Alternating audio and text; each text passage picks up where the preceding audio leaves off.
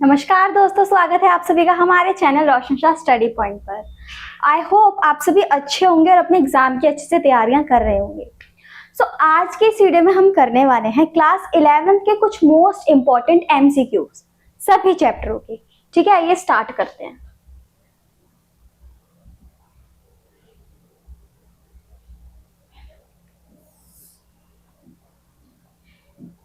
First question, शारीरिक शिक्षा में शारीरिक शब्द का क्या दर्शाता है? शारीरिक शब्द क्या दर्शाता है शारीरिक शिक्षा के अंदर?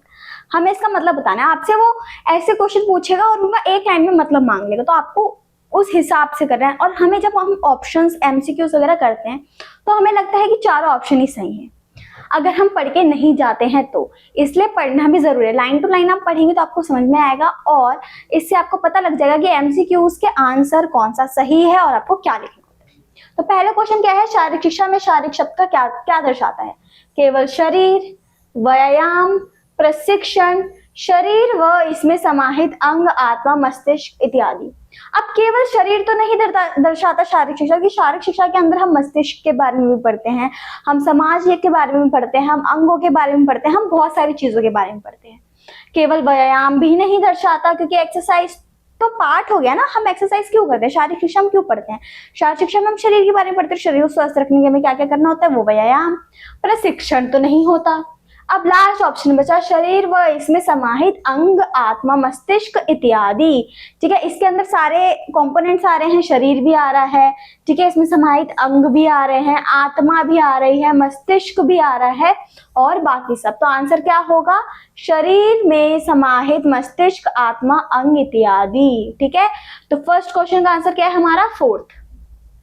Next, second question. Second question हमारा है, पहले खेलो इंडिया शीतकालीन खेल कहाँ आयोजित हुआ? सबसे पहला जो शीतकालीन खेल था वो इंडिया में कहाँ आयोजित हुआ? लेह एवं गुलबर्ग में, शिमला एवं मनाली में, श्रीनगर में, चमोली एवं औली में। इसका आंसर है लेह एवं गुलबर्ग में। अब लेह एवं गुलबर्ग में क्यों? क्योंकि शीतकालीन खेल है। अब शीतकालीन खेल में क्या खेलते हैं हम? आइस स्केटिंग, है ना, आइस से रिलेटेड खेलते हैं। बर्फ जहां पे होगी वहीं तो वो करेंगे। और हमें पता है कि शिमला और मनाली में बर्फ होती है, बट उसमें इतनी मात्रा में नहीं कि वहां पे ये गेम्स हो सके, ऑर्गेनाइज हो सके। श्रीनगर में भी होती है बट उसमें भी इतनी मात्रा में नहीं। और यहाँ तो लेह एवं गुलमर्ग बचा। अब लेह हमारा सबसे हाईएस्ट चोटी है इंडिया की, है ना, और वहां पे जाके आप देखते भी हो कोल्ड डेजर्ट भी आता है, तो इसका मतलब सबसे ठंडी जगह वही हुई। तो सबसे ज्यादा आइस भी हमें वहीं मिलेगी और वहां हम बहुत अच्छे से ऑर्गेनाइज भी कर सकते हैं। मतलब जितना एरिया हमें चाहिए होगा उतने एरिया में हमें आइस मिल सकती है और उतना ही हम गेम खेल सकते हैं। तो कहाँ हुआ था? लेह एवं गुलमर्ग में। थर्ड क्वेश्चन, शरीर क्रियाओं पर केंद्रित अनुभव द्वारा जो परिवर्तन मानव में आते हैं शारीरिक शिक्षा कहलाते हैं। ये कथन किसका है?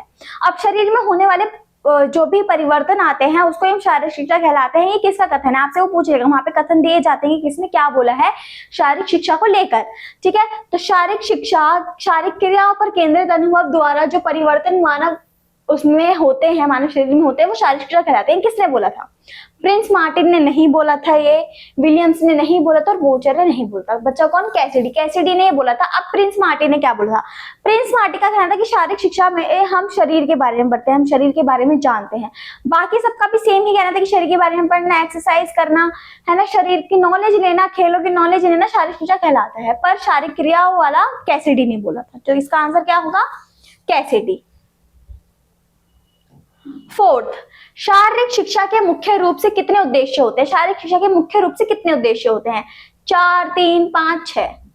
5 उद्देश्य। हमने पढ़ा था कि कौन कौन से 5 उद्देश्य शारीरिक शिक्षा के होते हैं। ठीक है, हमने क्वेश्चंस में भी पढ़ा है कि शारीरिक शिक्षा के कितने उद्देश्य होते हैं और कौन कौन से होते हैं। फिफ्थ क्वेश्चन, शारीरिक शिक्षा का लक्ष्य क्या है? शारीरिक शिक्षा हम पढ़ते क्यों है? शारीरिक शिक्षा में पढ़ने की जरूरत क्या है? शारीरिक शिक्षा का लक्ष्य क्या है? ऑब्जेक्टिव क्या है? शारीरिक विकास, मानसिक विकास, गामक विकास और सर्वांगीण विकास। अब शारीरिक विकास भी इसका लक्ष्य है, मानसिक विकास भी इसका लक्ष्य है और गामक विकास भी इसका लक्ष्य है। ठीक है, अब जब सभी उसके लक्ष्य हैं तो ऑप्शन क्या आएगा, सर्वगीण विकास, यानी कि सभी विकास, इन सबको मिला के सभी विकास। ठीक है, अब हम शारीरिक शिक्षा में हमने सिर्फ शारीरिक शिक्षा के बारे में थोड़ी पढ़ा था, शारीरिक विकास के बारे में थोड़ी पढ़ा था, हमने ये भी पढ़ा था कि हम मेंटली कैसे स्टेबल रह सकते हैं, अपना मानसिक विकास कैसे कर सकते हैं, और हमने ये भी पढ़ा था हम अपना सामाजिक और गामक विकास कैसे कर सकते हैं। तो इसका मतलब होगा सभी विकास, इसलिए फोर्थ ऑप्शन।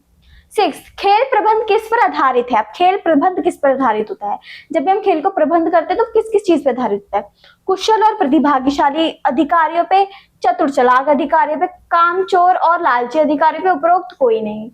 अब चतुर और चालाक अधिकारी तो हम नहीं लेंगे कोई भी गेम ऑर्गेनाइज करने के लिए। ठीक है, अब कमजोर और लालची अधिकारी भी नहीं लेंगे। अब कामचोर और कमजोर अधिकारी हमें मिल गए या फिर लालची अधिकारी मिल गए तो वो काम टाइम पे नहीं होगा और जल्दी भी नहीं हो पाएगा। उसके बाद उपरोक्त कोई नहीं, ऐसे तो नहीं है, क्योंकि हमें चाहिए होते हैं कुशल और प्रतिभाशाली अधिकारी जो उसको प्रबंध करने में मदद करें। तो इसका आंसर क्या होगा, ए, कुशल और प्रतिभाशाली अधिकारी। ठीक है, 7th, एक पत्रकार के लिए किस चीज की सबसे ज्यादा आवश्यकता होती है। पत्रकार बनने के लिए हमें किस चीज की सबसे ज्यादा आवश्यकता होगी, मीठा बोलने का कौशल, उत्कृष्ट बोलने का कौशल, मृदुभाषी, खूबसूरत व्यक्ति। अब मीठा बोलने का कौशल तो हर किसी में होता है, हमें मीठा बोलने वाला नहीं चाहिए, हमें ऐसा चाहिए इंसान जो मीठा भी बोले और साथ साथ में वो अपने पॉइंट्स को भी रखे। ठीक है, अब जैसे सामने वाला अगर हमसे बदतमीजी कर रहा है तो वो मीठा बोलते बोलते भी अपने पॉइंट्स को रखे, तो मीठा बोलने वाला तो हमें नहीं चाहिए, मृदुभाषी भी नहीं चाहिए और खूबसूरत व्यक्ति भी नहीं चाहिए, क्योंकि पत्रकार कोई भी हो सकता है। हमें चाहिए उत्कृष्ट बोलने वाला पत्रकार। उत्कृष्ट मतलब साफ सीधी बात, पॉइंट टू पॉइंट बात करने वाला पत्रकार। तो इसका आंसर क्या होगा, उत्कृष्ट बोलने वाला पत्रकार या फिर उत्कृष्ट बोलने वाला कौशल हमें चाहिए पत्रकार के अंदर। 8th क्वेश्चन, प्रशिक्षण का क्षेत्र क्या है। प्रशिक्षण का क्या क्षेत्र होता है, पार्क, योग फिटनेस, होटल हेल्थ क्लब या स्पोर्ट्स क्लब या उपरोक्त सभी। अब हम पार्क के अंदर योग और फिटनेस कर सकते हैं, हो सकता है। होटल के अंदर हेल्थ क्लब होते हैं, उसमें उसको भी ज्वाइन कर सकते हैं, हम वहां पे जाके एक्सरसाइज जिम वगैरह कुछ भी कर सकते हैं, वो भी हो सकता है।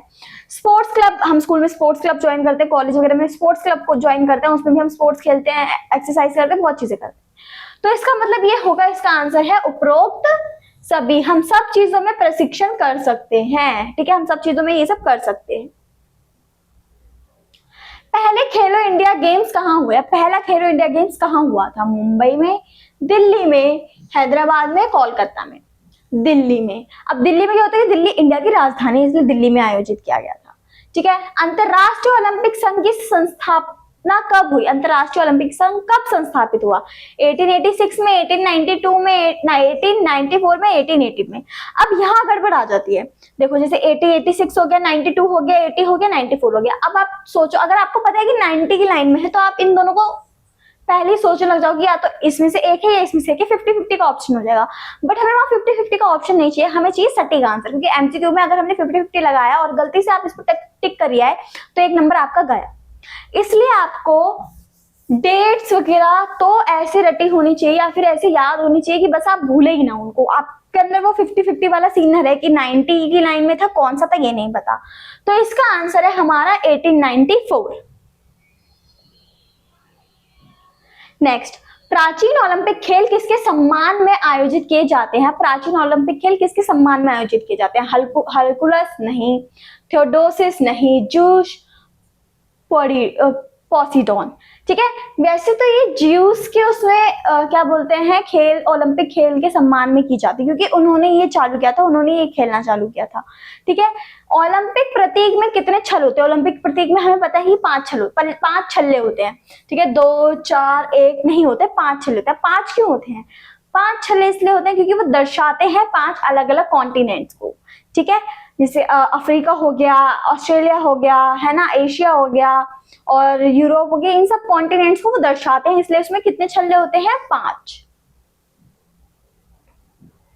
अंतरराष्ट्रीय ओलंपिक संघ का मुख्यालय कहाँ है? अंतरराष्ट्रीय ओलंपिक संघ का मुख्यालय न्यूयॉर्क में नहीं है, पेरिस में नहीं है, स्विट्जरलैंड में है, फ्रांस में नहीं है, ठीक है।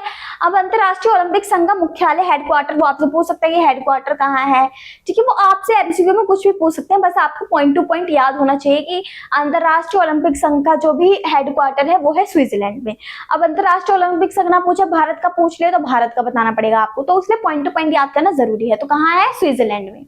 14th ओलंपिक मूल्य चुनिए। ओलंपिक के क्या मूल्य होते हैं, जुगारू कानून, सर दोराबाजी टाटा, बैरन पियर डे कॉर्बिन और जैक रोक्स, ठीक है। अब ओलंपिक के जो मूल्य इंसान है वो कौन है, ठीक है, तो इसका नाम है बैरन पियर डे कॉर्बिन, बैरन पियर डे कॉर्बिन, ठीक है, इसका आंसर ये इन्होंने इंट्रोड्यूस करवाया था इसलिए। अब मिलान करना है हमें,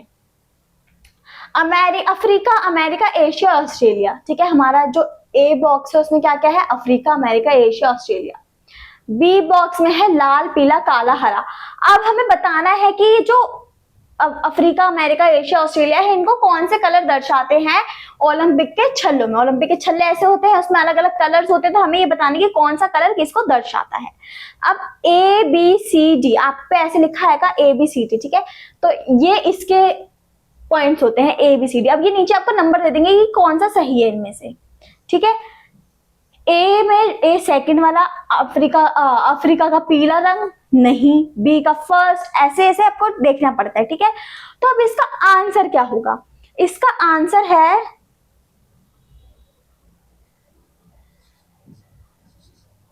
ठीक है। अब इसमें हमें देखना है कि इसका आंसर क्या होगा, तो इसका आंसर होगा 3214। अब 3214 कैसे होगा, ठीक है, 3214 यानी कि ए का हमारा हो जाएगा 3, अफ्रीका का काला होता है ना, और बी का हमारा हो जाएगा 2, अमेरिका का क्या होता है, पीला होता है, अमेरिका को पीला रंग दर्शाता है, ठीक है। फिर आ जाएगा हमारा 1, सी का क्या हो जाएगा, एशिया का हमारा क्या हो जाएगा लाल, और ऑस्ट्रेलिया का क्या हो जाएगा हमारा हरा। तो ऐसे आपको देखना पड़ेगा, जैसे मैचिंग है ना ए बी सी, वो आपको ऐसे लिख के दे देंगे, नीचे आपको नंबर दे देंगे, ए का नंबर आपको देखना पड़ता है, बी का नंबर आपको देखना पड़ेगा कि ए बी में कौन से नंबर से मैच होगा। तो ऐसे ऐसे ये करते हैं और ऐसे आपको आंसर देना पड़ता है। अब हमने यहाँ पे 4 पढ़ लिया और एक और हमारा क्या बोलते हैं कॉन्टिनेंट होता है, वो आपको बताना है कि वो कौन सा कॉन्टिनेंट है, ठीक है। नीचे दिए गए 2 कदमों को अभिकथन और कारण के रूप में चिन्हित किया गया है। 2 कथन है, उनको अभिकथन और कारण के रूप में चिन्हित किया गया, यानी कि असर्शन और रीजन, ठीक है। असर्शन को हम ए में लिखते हैं और रीजन को हम लिखते हैं आर में, ठीक है। इंग्लिश में असर्शन और रीजन होता है, हिंदी में होता है अभिकथन और कारण। अभिकथन हमारा ये है, प्रथम प्राचीन ओलंपिक खेल 70-76 बीसीई में शुरू हुए। अभिकथन। कारण, पियरे बैरन डे कॉर्बिन आधुनिक ओलंपिक खेलों के जनक थे। मैंने बताया था ना, पियरे बैरन कॉर्बिन ने हमें आधुनिक खेलों से परिचित करवाया था, तो इसलिए वहां पे उनको मूल्य दिया जाता है, ठीक है। अब अभिकथन तो हमारा सही है कि प्राचीन ओलंपिक खेल 70-76 बीसीई में शुरू हुए थे, ठीक है। कारण, पियरे बैरन डे कॉर्बिन आधुनिक ओलंपिक खेल के जनक थे, पर कारण तो इससे मैच नहीं कर रहा। अब हम असर्शन और कारण का आंसर कैसे देते हैं, असर्शन में मतलब अभिकथन का और कारण का आंसर क्या देते हैं, जो अभिकथन में हो रहा है फिर हम उसका कारण देखते हैं कि इस वजह से हो रहा है, तब वो दोनों सही माने जाते हैं। बट अगर ये दोनों ही पॉइंट सही है तो हम इनमें से देखते हैं, जैसे अभिकथन और कारण सही है पर अभिकथन की सही व्याख्या नहीं हो रही है उसके अंदर, तो ऐसे पॉइंट लगाते हैं हम। अगर दोनों सही है तो दोनों सही है और इसकी सही व्याख्या भी हो रही है, अगर दोनों सही भी है पर व्याख्या नहीं हो रही तो दोनों सही है पर इसकी व्याख्या नहीं हो रही। ए सही है तो आर गलत है, आर सही है तो ए गलत है, ऐसे होता है। अब जैसे हमारा फर्स्ट ऑप्शन है, अभिकथन और कारण सत्य है, कारण अभिकथन की सही व्याख्या करता है, ठीक है। दूसरा ऑप्शन है, अभिकथन और कारण दोनों सत्य है लेकिन कारण अभिकथन की सही व्याख्या नहीं करता। देखो है ना, अभिकथन सत्य है लेकिन कारण असत्य है, फिर कारण सत्य है लेकिन अभिकथन असत्य है, तो ऐसे देखना होता है। तो इसका आंसर है सेकंड। क्यों? क्योंकि हमारे जो प्रथम ओलंपिक खेल थे, प्राचीन ओलंपिक खेल थे, वो चालू तो हुए थे 70-76 बीसीई में, पर उसका कारण ये नहीं था कि पियरे बैरन डी कॉर्बिन आधुनिक खेल लेके आए थे, आधुनिक खेल से उन्होंने हमें परिचित कराया था, तो इसका कारण नहीं था। दोनों कथन सही तो है पर वो एक दूसरे की व्याख्या नहीं करते, ठीक है। 17 शारीरिक शिक्षा में कौन से ओलंपिक खेल सुझाए जिसमें विद्यार्थी भाग ले सकते हैं, ठीक है। अब कौन से ऐसे खेल है जिसमें विद्यार्थी भी भाग ले सकते हैं? ग्रीष्मकालीन ओलंपिक, पैरा ओलंपिक, शीतकालीन ओलंपिक और डेफ ओलंपिक्स। डेफ ओलंपिक्स और पैरा ओलंपिक्स में तो भाग ले ही नहीं सकते। क्यों? क्योंकि डेफ ओलंपिक्स होता है जो लोग सुन नहीं सकते उनके लिए, और पैरा ओलंपिक्स होता है जो पैरालाइज होते हैं या अपंग होते हैं उनके लिए, ठीक है। अब बचा शीतकालीन ओलंपिक और ग्रीष्म ओलंपिक। तो हम सिर्फ ग्रीष्म ओलंपिक में खेल सकते हैं। कौन? स्टूडेंट्स, विद्यार्थी सिर्फ ग्रीष्म ओलंपिक में भाग ले सकते हैं। तो इसका आंसर क्या होगा? ग्रीष्म ओलंपिक। ओलंपिक का आयोजन कितने वर्ष में होता है? ओलंपिक का आयोजन हर 4 वर्ष में होता है। अभी पेरिस में हुआ था, अब 4 वर्ष बाद कहीं और होगा, और इससे 4 वर्ष पहले हमारा कहाँ हुआ था? टोक्यो में। तो ये तो आपको याद रखना है कि हर 4 वर्ष में ही ओलंपिक का आयोजन होता है। और ये भी कि जो हमारे इंडिया का इंडियन ओलंपिक एसोसिएशन है ना, उसमें भी जो चेयरमैन नियुक्त होते हैं वो हर 4 साल में एक बार होते हैं, ठीक है। 19 खिलाड़ियों के लिए कौन सी भारतीय संस्था के मुख्य काम करती है? अब खिलाड़ियों के लिए कौन सी भारतीय संस्था मुख्य काम करती है? विशेष ओलंपिक भारत नहीं, भारत विशेष ओलंपिक नहीं, भारत विशेष यानी कि स्पेशल नहीं, IOA यानी कि Indian Olympic association, Indian Olympic association. इसका आंसर क्या होगा? Third, IOA। योग सूत्र की रचना किसने की? अब योग सूत्र से हमें परिचित किसने किया, उसकी रचना किसने की? हमने पढ़ा था। इसमें कोई दो राय नहीं है कि हम उसका आंसर नहीं दे सकते अगर आपने ठीक से पढ़ा होगा और आपने वीडियो देखी होगी, क्योंकि ये हर चैप्टर में, मतलब हर चैप्टर में तो नहीं, हर उसमें मैंने डिटेल में बताया था कि इनका नाम पूछा जाएगा एमसीक्यूज में, तो आपको ये याद रखना है। वेद व्यास जी ने नहीं की थी, इन्होंने महाभारत लिखी थी। स्वामी विवेकानंद ने नहीं की थी, स्वामी विवेकानंद बाद में आए थे। बाबा रामदेव ने नहीं की, बाबा रामदेव अभी करंट में है। और महर्षि पतंजलि। तो इसका आंसर क्या होगा? महर्षि पतंजलि ने हमें किससे युक्त करवाया था? योग सूत्र से हमें योग सूत्र की रचना की थी और हमें परिचित करवाया था। अगर आपको महर्षि पतंजलि याद नहीं होता तो आप ये याद रख सकते बाबा रामदेव की जो संस्था है पतंजलि की, वो, ठीक है। तो इससे आपको याद हो जाएगा। 21वां, योग के कितने अंग होते हैं? योग के कितने अंग होते हैं? योग के 8 अंग होते हैं। कौन कौन से? जैसे यम, प्राणायाम, है ना, कपालभाति, ये सारे जो अंग होते हैं, कितने अंग होते हैं? 8। टोटल 8 अंग होते हैं। तो योग के कितने अंग हुए? 8। इनमें से कौन सा यम का भाग नहीं है? अब यम में हम क्या करते हैं? यम में हमें सत्य बोलना होता है, योग धारण करना होता है, झूठ नहीं बोलना होता, सब त्याग देना होता है, मोह माया त्याग देनी होती है। तो सत्य तो हमें बोलना ही होता है, सत्य का त्याग करना होता है, अपिग्रह भी करना होता है। बचा संतोष। संतोष इसमें नहीं आता क्योंकि हम यम के अंदर क्या बोलते हैं, कठिनाई से गुजरना सीखते हैं। सत्य बोलना, सत्य से दूर रहना, श्रम करना, मोह माया त्याग देना, योगी का जीवन धारण कर लेना। तो संतोष नहीं आता इसके अंदर, ठीक है। अब प्राणायाम के घटक हैं। प्राणायाम के कितने घटक हैं? प्राणायाम के 3 घटक हैं। अब प्राणायाम के कौन कौन से 3 घटक होते हैं वो आप मेरे को कमेंट में बताएंगे, क्योंकि मैंने बताया था ये आपको। 3, योग का अंतिम चरण है। योग का क्या अंतिम चरण होता है? समाधि। अब समाधि कैसे होता है योग का अंतिम चरण? हमने देखा है योग के बहुत सारे पार्ट होते हैं। जब हम पहले हम योग करना चालू करते हैं, हेल्दी रहना चालू करते हैं, फिर हम धीरे धीरे माया त्याग देते हैं। माया त्यागने के बाद हम धीरे धीरे योगी का धारण कर लेते हैं। अब योगी का रूप धारण करने के बाद हम क्या करते हैं? एंड में जाके हम समाधि लेते हैं। एंड में जाके समाधि लेते हैं यानी कि अपनी आत्मा को परमेश्वर को संपन्न कर देते हैं। तो एंड क्या हुआ इसका? समाधि। तो इसका आंसर क्या है? समाधि, यानी कि थर्ड ऑप्शन। अब इनमें से कौन सा शरीर सर्वधनात्मक आसन नहीं है? अब शरीर के लिए कौन सा अच्छा आसन नहीं है या फिर सर्वधनात्मक यानी कि पॉजिटिविटी वाला आसन नहीं है? अब धनुरासन हम करते हैं अपने हेल्थ को बनाने के लिए, शरीर को अच्छा बनाने के लिए। चक्रासन भी हम इसलिए करते हैं और मयूरासन भी इसलिए करते हैं। अब शव आसन शव आसन हमारे लिए अच्छा नहीं है, क्योंकि शव आसन में क्या होता है? हमें लेट नहीं होती, हम सो जाते हैं, है ना, ये सब सो जाते हैं, लेटे रहते हैं आंख बंद करके, उसको हम शव आसन कहते हैं। तो शव आसन हमें लेजी बनाता है, ना कि थोड़ा क्या एक्टिव, ठीक है। तो शवासन इसका आंसर होगा। योगिक क्रियाएं कितनी होती है? योगिक क्रियाएं 6 प्रकार की होती है। कौन कौन सी योगिक क्रियाएं होती है? 6 प्रकार की, ठीक है। हमने पढ़ा था कि यम होता है, नियम होता है। ये जो 6 प्रकार की योगिक क्रियाएं होती है इनको हम योगिक क्रियाएं कहते हैं। इनमें से किससे खरगोश मुद्रा भी कहा जाता है? इनमें से किसे खरगोश मुद्रा भी कहा जाता है? पद्मासन हमें पता है कि पद्मासन क्या होता है, ताड़ासन भी हमें पता है और हलासन भी हमें पता है। तो बचा क्या? शशांक आसन। तो इसका मतलब क्या होगा? शशांक आसन। अगर आप 100% श्योर है उस चारों ऑप्शन में से कि ये आपको पता है कि पद्मासन क्या होता है, ये क्या होता है, तो जो आपको लगता है कि बहुत डिफरेंट है, आपने नहीं सुना, तो आप उस पर टिक कर सकते हैं। अगर आपको टू द पॉइंट यकीन है कि पद्मासन कुछ और होता है, वो आसन नहीं होता जो उसमें पूछा गया है, ठीक है। मस्तिष्क की संपूर्ण स्थिर स्थिरता क्या कहलाती है? ठीक है, जब हम मस्तिष्क को एकदम शांत कर देते हैं ना, इधर के मतलब जहां जो हमारे आसपास हो रहा है उससे दूर परे, और हम एकदम कंट्रोल में अपने माइंड के, और माइंड को हमने अपने कंट्रोल में कर रखे, तो उसको क्या बोलते हैं? समाधि नहीं, समाधि में हम अपना आत्मा को त्याग कर देते हैं। पत्रहार नहीं बोलते, धारणा नहीं बोलते, धारणा मतलब सोच होता है। बचा क्या? ध्यान। तो इसको क्या बोलते हैं? ध्यान। और ये तो हमें पता ही कि जब भी मेडिटेट करते हैं हम ध्यान के उसमें होते हैं, ध्यान की मुद्रा में होते हैं, ध्यान लगा रहे होते हैं। जब हम अपने एनवायरमेंट में मतलब हमारे आसपास जो भी हो रहा है उसको भूल जाते हैं और अपनी सारी प्रॉब्लम्स भी भूल जाते हैं। हमारा माइंड हमारे कंट्रोल में होता है और सब चीज हमारे कंट्रोल में होता है, तो उसको क्या बोलते हैं? ध्यान। ठीक है, फिर निम्न में से कौन सा आसन लंबाई बढ़ाने के लिए लाभकारी है? निम्न में से कौन सा आसन लंबाई बढ़ाने के लिए लाभकारी है? इसको तो मेरे को पढ़ने भी नहीं चाहिए ऑप्शन। हलासन, पद्मासन, ताड़ासन, सुखासन। तो इसका क्या होगा आंसर? ताड़ासन। अक्षमता के लिए उपयोग किए जाने वाले उपयोगी शब्द क्या होते हैं? अक्षमता, जो लोग, अक्षमता क्या होती है आपको पता है ना?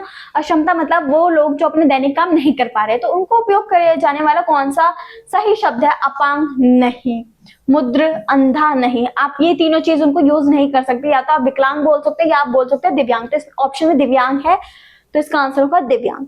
अब आप सोच रहे होंगे अगर विकलांग और दिव्यांग दोनों आ गया तो पॉइंट है तो दोनों, बट अभी के समय में हम दिव्यांग बोलते, तो आप दिव्यांग पे टिक करके आओगे। ठीक है, दिव्यांग पे आपको ऑप्शन टिक करना पड़ेगा।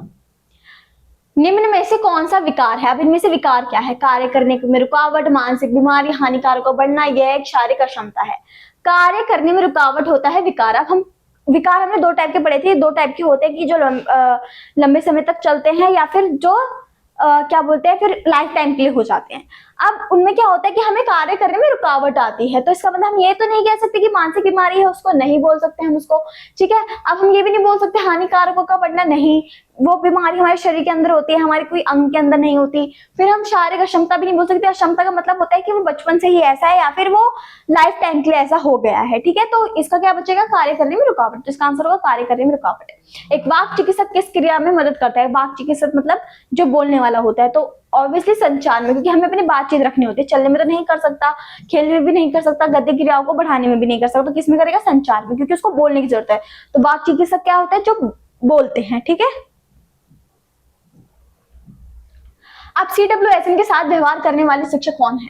ठीक है, अब CWSN के साथ व्यवहार करने वाले शिक्षक को हम क्या बोलते हैं? शारीरिक शिक्षा शिक्षक, भौतिक चिकित्सा, प्रधानाचार्य, विशेष शिक्षक। प्रधानाचार्य तो नहीं बोलेंगे, प्रिंसिपल थोड़ी बोलते हैं। पीईटी भी नहीं बोलेंगे, पीटीआई जो हमें करवाते हैं, जो भी फिजिकल एजुकेशन पढ़ाते हैं, उनको भी नहीं बोलेंगे।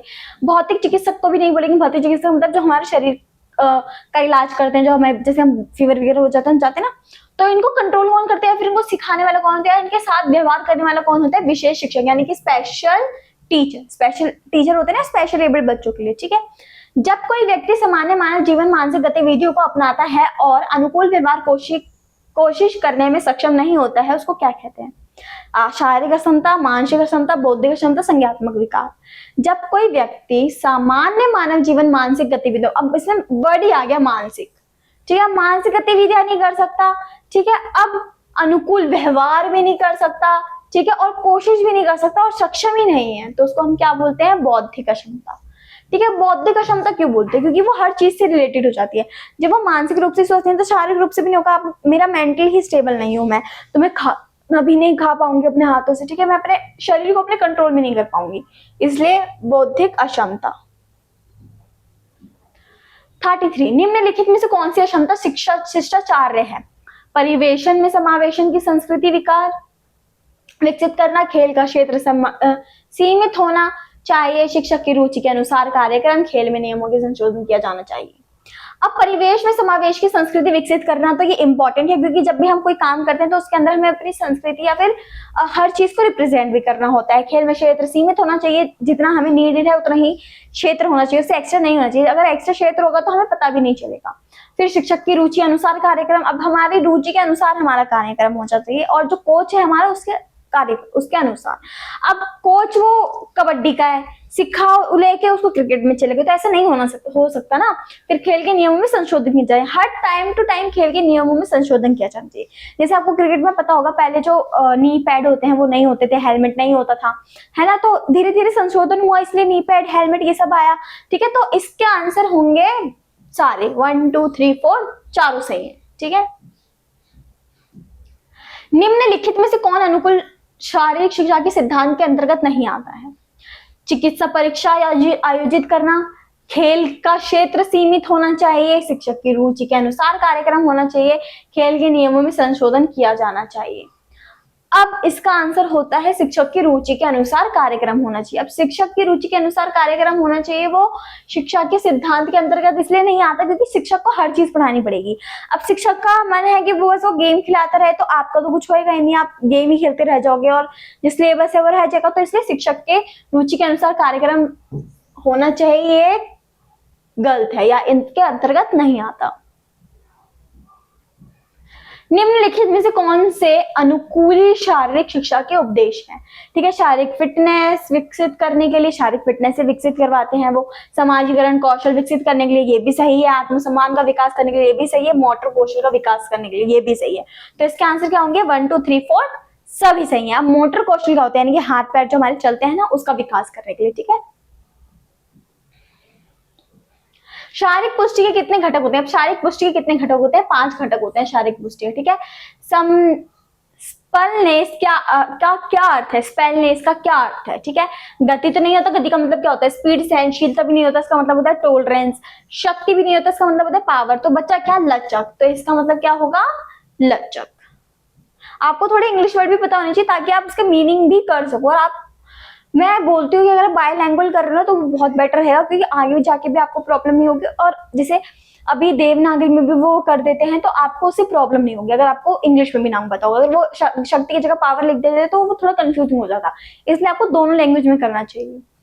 समकालीनता का दूसरा नाम क्या है? समकालीनता का दूसरा नाम क्या है? गति नहीं, स्पीड होता है वो तो, शक्ति नहीं, पावर। सहनशीलता नहीं, वो तो अभी पढ़ा हमने, वो टॉलरेंस होता है। तो क्या बचा? समन्वय। तो इसका क्या होता है? समन्वय। वसा, अस्थि, जल एवं मांसपेशियों का प्रतिशत मानव शरीर में क्या हो कहलाता है? इन सब का प्रतिशत मानव शरीर में क्या कहलाता है? मांसपेशीय सहनशील शक्ति, मांसपेशीय सहन शक्ति नहीं कहलाता क्योंकि वो सिर्फ मसल से रिलेटेड होगा। वसा, अस्थि, जल इन सबसे रिलेटेड नहीं होगा। मांसपेशीय शक्ति नहीं, वो मांसपेशियों के लिए होता है। लचक नहीं। बच्चा क्या? शारीरिक संरचना। तो इसका मतलब क्या होगा? शारीरिक संरचना। हमारी शरीर की संरचना किन सबसे होती है? इन सबसे ही तो मिलकर होती है। वसा, अस्थि, जल एवं मांसपेशियों से ही तो मिलकर होती है। तो इसका क्या आंसर हो जाएगा? शरीर की संरचना। लंबे अंतराल तक किसी शक्ति का विरोध करने की क्षमता को क्या कहते हैं? गति, सहन शक्ति, शक्ति या लचक। गति तो नहीं बोलते, स्पीड हो जाएगा। शक्ति नहीं बोलते, पावर हो जाएगा। लचक नहीं बोलते, फ्लेक्सिबिलिटी हो जाएगा। और हम बात करें कि उसको इग्नोर करेंगे तो उसका होगा सहन शक्ति। यानी कि हम सहन शक्ति, हम हमें कोई चिल्ला रहे हैं, हम उसको बहुत इग्नोर कर रहे हैं कि हम रिपीट में आंसर ना दे, रिपीट में ना बोले, तो वो हमारा सहन शक्ति हुआ। हम उसको सहन कर रहे हैं, इसलिए इसका आंसर क्या होगा? सहन शक्ति। शरीर के जोड़े में गति की किस्मत को क्या कहते हैं? शक्ति, शरीर रचना, लचक और सहन शक्ति। लचक बोलते हैं। अब लचक क्यों बोलते हैं? हम अपनी कोई भी हड्डी मूव कर पा रहे हैं, क्यों? क्योंकि हमारी वो हड्डी फ्लेक्सिबल है, उसके अंदर फ्लेक्सिबिलिटी है, इसलिए उसको हम क्या बोलेंगे? लचक। किसी भी शक्ति का विरोध करने की क्षमता क्या होती है? किसी भी शक्ति का विरोध करने की क्षमता क्या होती है? मांसपेशीय शक्ति। अब मांसपेशिया शक्ति कैसे हुआ? अब कोई फोर्स से हमें बॉल फेंकता है, ठीक है, और हमें लग सकती है, वो तो हमारे मसल्स रिएक्ट करते हैं उस पर, ठीक है। अब वो बॉल कैच कर लोगे तो वो हमारे मसल्स ने रिएक्ट किया, उसका फोर्स अपनी फोर्स से रोका, ठीक है। अब हाथ पे वो जो अगर आपके यहाँ लगती, मुंह वगैरह पे कहीं भी लगती तो वो जोर से लगती, पर हमने कैच कर लिया तो हमारा फोर्स उसको लगा, तो हमें दोनों को फर्क नहीं पड़ा क्योंकि दोनों का फोर्स इक्वल था, इसलिए मांसपेशीय शक्ति। स्वास्थ्य संबंधित पुष्टि का लक्ष्य क्या रोकना है, ठीक है। स्वास्थ्य संबंधित पुष्टि जो भी होते हैं उसके लिए क्यों पढ़ते हैं और उसका मकसद क्या रोकना होता है? ताकत नहीं, शक्ति नहीं, इनका तो बढ़ाना होता है, रास्ता नहीं, रास्ता तो आ ही नहीं सकता ना इसके अंदर, शारीरिक बीमारी, तो इसका क्या होता है? बीमारी रोकना। ताकत तो वो हमें बढ़ाने के लिए बोलते हैं, शक्ति भी हमें बढ़ाने के लिए बोलते हैं, रास्ता वो रोक नहीं सकता तो बीमारी रोकने के लिए बोलता है। इसका लक्ष्य है बीमारियों को रोकना या फिर रोग मुक्त करना लोगों को, ठीक है। अब अभिकथन और कारण वाले आंसर, लेकिन अपने शरीर के अंग को हिला नहीं सकते, उन्हें अपने शरीर की ताकत बनाने की क्षमता खो दी है। जो पैरालाइज वाले लोग होते हैं, जिनको लकवा मार जाता है, वो अपने शरीर के अंग को नहीं हिला सकते, उन्होंने अपने शरीर की ताकत बनाने की क्षमता को खो दिया है। अब जो क्या बोलते हैं, जो जिनको लकवा मार जाता है, जिनको पैरालिसिस आ जाता है, वो अपने शरीर को नहीं हिला सकते। क्यों? क्योंकि वो अपनी क्षमता खो देते हैं, वो हमारे ब्रेन जो उनको कंट्रोल करते हैं ना शरीर को, वो क्षमता वो खो देते हैं। इसका मतलब दोनों सही है, ठीक है, अब ये दोनों सही है तो इसका आंसर क्या होगा? दोनों अभिकथन और कारण सही हैं, या फिर दोनों अभिकथन और कारण गलत हैं। अभिकथन सही है पर कारण गलत है, कारण सही है लेकिन अभिकथन गलत है, पर हमारे तो दोनों सही है। तो इसका आंसर क्या होगा? दोनों अभिकथन और कारण सही है। तो इसका आंसर है ए, दोनों अभिकथन और कारण सही है। प्राथमिक चिकित्सा किस स्थिति में दी जाती है? फर्स्ट एड किस स्थिति में दी जाता है? दीर्घकालीन रोग में नहीं, जो बहुत समय से चला हुआ रोग में उसमें नहीं देते हम, वो तो डॉक्टर से कंसल्ट करते हैं ना। अचानक बीमारी, चोट लगने पर, अचानक बीमारी चोट लगने पर भी देते हैं। अचानक से बीमारी हो जाए, अगर अचानक से हमें बुखार हो गया तो हम कोई भी कॉम्बिफ्लेम वगैरह ले लेते हैं, ठीक है, तो वो एक चिकित्सक ही हुआ, हम डॉक्टर को कंसल्ट नहीं करते, हम पहले खा लेते हैं। फिर अगर हमें चोट लग जाती है, ब्लड वगैरह आ रहे हैं, बैंडेज वगैरह लगा ली है ना, बीटाडीन वगैरह लगा ली, तो वो भी हमारा फर्स्ट एड होता है, हम डॉक्टर से कंसल्ट नहीं करते उसमें। डॉक्टर से इलाज के बाद नहीं, पुराने घाव पर नहीं, तो इसका आंसर क्या होगा? सेकंड, अचानक बीमारी चोट लगने पर, ठीक है। फर्स्ट एड का मतलब यही होता है कि डॉक्टर से पहले किए जाने वाला उपचार, ठीक है। निम्नलिखित में से कौन सा प्राथमिक चिकित्सा के अंतर आता है? डॉक्टर के परामर्श के लिए जाना, घाव से रक्त के प्रवाह को रोकना, रोग से बचाव के लिए टीकाकरण करना, शल्य चिकित्सा। शल्य चिकित्सा नहीं आती है, रोग से बचाव के लिए टीकाकरण नहीं आता है, क्योंकि टीकाकरण हम डॉक्टर से करवाते हैं ना। डॉक्टर के परामर्श के लिए जाना नहीं, घाव से रक्त के प्रवाह को रोकना। इसका आंसर होगा घाव से, आप चोट लग गया, आपको ब्लड बह रहा है, तो आप उसमें पट्टी वट्टी या फिर कोई भी कपड़ा वगैरह बांधोगे ना, ताकि आप डॉक्टर के पास सेफली जा सको और ज्यादा ब्लड लॉस ना हो। तो डॉक्टर, आप सिंपली समझ लो कि डॉक्टर से पहले किया जाने वाला इलाज ही फर्स्ट एड हमारा कहलाता है, चाहे आप उसमें कुछ भी करते हो, ठीक है, तो वही हमारा फर्स्ट एड कहलाता है। तो आपको ये ऑप्शन में यही याद रखना है कि डॉक्टर से पहले किए जाने वाला इलाज। निम्नलिखित कथनों में अभिकथन, फिर से अभिकथन वाला, प्राथमिक उपचार वह देखभाल है जो किसी घायल व्यक्ति को चिकित्सक के रूप से प्रशिक्षित व्यक्ति द्वारा उपचार पहले दी जाती है, ठीक है। अब हमने देखा कि प्राथमिक उपचार क्या है? जब भी हम किसी प्रशिक्षित व्यक्ति यानी कि डॉक्टर से पहले कोई उपचार कर देते हैं उसको हम प्राथमिक उपचार कहते हैं, तो अभिकथन सही है। कारण, सही और सात्विक प्राथमिक उपचार किसी घायल व्यक्ति को सुरक्षा रखने में मदद करता है, ये भी सही है। जब हम घायल व्यक्ति का अच्छे से उपचार कर देते हैं तो वो उसको सुरक्षित रखने में मदद करता है। अब जैसे उसका ब्लड, अब उसके माथे में लग गई है, उसका ब्लड निकल रहा है, हमने कोई पट्टी वट्टी कपड़ा वपड़ा बांधे ताकि वो ब्लड ज्यादा लॉस ना हो, तो वो उसको हेल्प कर रहा है ना। अगर उसका ज्यादा ब्लड लॉस हो जाता तो क्या पता वो बच ही नहीं पाता, या फिर क्या पता उसको ब्लड की ज्यादा नीड हो जाती है, अब उसका ब्लड ज्यादा लॉस नहीं होगा और वो बच जाएगा, ठीक है। तो दोनों सही, तो इसका आंसर क्या होगा? दोनों अभिकथन और कारण सही, और अभिकथन कारण की सही व्याख्या करता है, ठीक है। तो इसका आंसर है ए।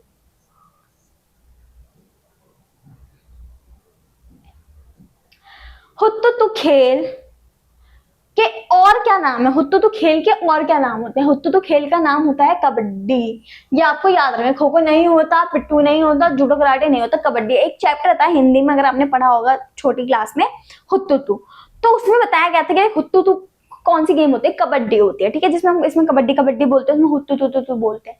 तो हुत्तुतु का दूसरा नाम क्या है? कबड्डी, ठीक है, इसका आंसर कबड्डी। यूबी लाखवी खेल की शुरुआत कहाँ हुई? यूबी लाखवी खेल की शुरुआत केरल में हुई नहीं, मध्य प्रदेश में हुई नहीं, दिल्ली में हुई नहीं, मणिपुर में हुई थी। अब आप कैसे बताएंगे यूबी लाखवी? अब केरल में ये लैंग्वेज नहीं बोली जाती, मध्य प्रदेश में नहीं बोली जाती, दिल्ली में नहीं बोली जाती, आप लैंग्वेज से भी सोच के बता सकते हैं कहाँ का खेल होगा। तो ये मणिपुर में हुआ था। ये रीजनल खेल के अंदर आता है, स्टेट खेल के अंदर आता है, क्षेत्र खेल के अंदर आता है, तो आप पढ़ सकते हैं, बुक के अंदर लिखा हुआ है।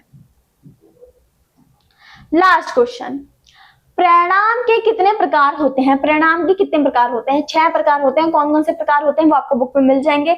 बस इतना लिखा होता है कि कितने प्रकार होते हैं और हमें क्या क्या करना है। प्रणाम के 6 प्रकार होते हैं, कपालभाति जो भी आप करते हैं, एक्सरसाइज वगैरह, वो सब आता है उसके अंदर, ठीक है। तो ये था हमारा आज का लास्ट क्वेश्चन। इस चैप्टर में से मैक्सिमम यही एमसीक्यू पूछे जाएंगे, या फिर क्वेश्चन जो हमने करे थे डिस्कस उसमें से 1-2 पूछ लेंगे, ठीक है। तो आपको साथ के साथ एग्जाम की तैयारी करते रहनी, प्रैक्टिस करते रहनी, ताकि आगे जाके आपको दिक्कत ना हो। मैं ये हर वीडियो में बोलती हूँ, बट ये रियलिटी है कि आगे जाके आप एक दिन में ही सारा कवर करेंगे तो सब दिमाग के ऊपर से जाएगा, इसलिए साथ के साथ लेके चलें, ठीक है। तो मिलते हैं आपसे हमारी अगली वीडियो में, तब तक के लिए टेक केयर।